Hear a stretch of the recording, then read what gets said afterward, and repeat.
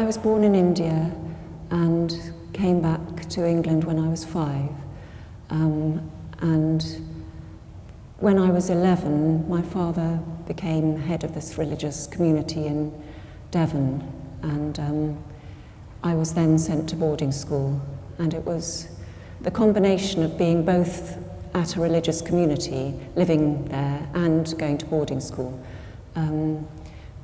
meant that I didn't really have any privacy, and so painting became a way of kind of controlling my inner world.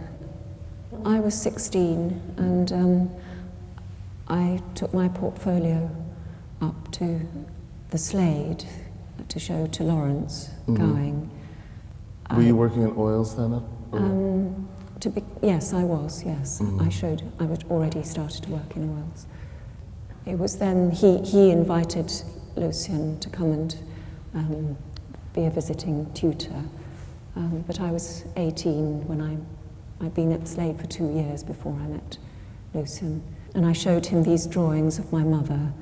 And I think Lucien really felt a connection to me through these works of my mother, because I think he'd done this extraordinary series of paintings of his own mother, which I'd just seen at the Anthony Doffey Gallery. May I quote your son? Yes. Okay.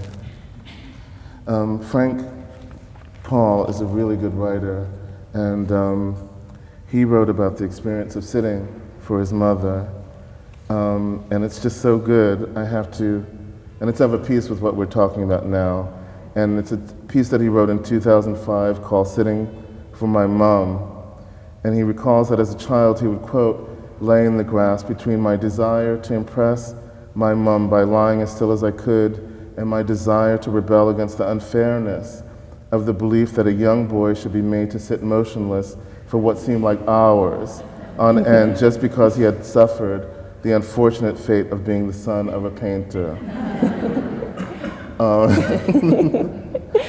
My arm connects with my insides in a way that's so very different to, say, writing.